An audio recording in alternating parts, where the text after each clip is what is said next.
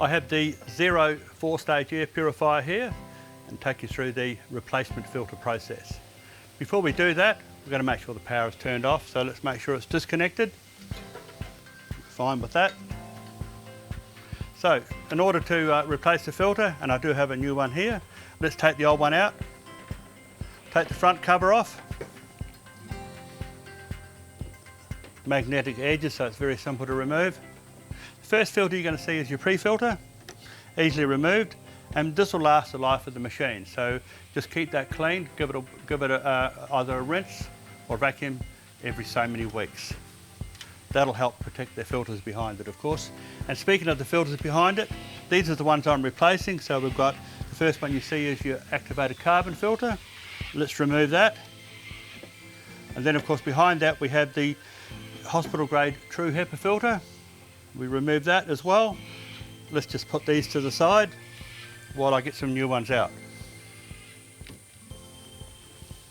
Okay, our GI filters is what we refer to, and the GI filter, that consists of your activated carbon filter, as I said before, and also the hospital grade true HEPA filter. So let's remove those. It's very straightforward. As you can imagine, these are in a hygienic wrapped bag, so we do want to remove those.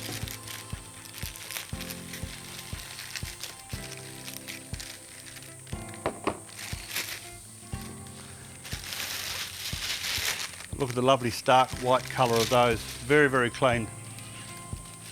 So what we'll do is we'll put these into the machine. It's important to get these around the right way, but really you can't really make a mistake. If you're looking at the true HEPA filter, which is going in first, airflow pointing that way. So obviously the airflow takes you towards the back of the machine. So let's just place that in here. We also mentioned the activated carbon filter, so let's put that in here. Fits neatly.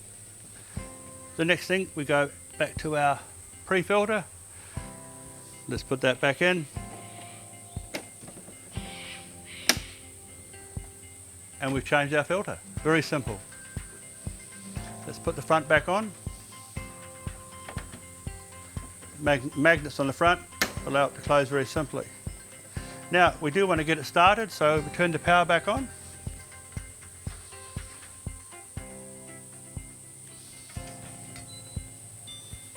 Obviously the power's on.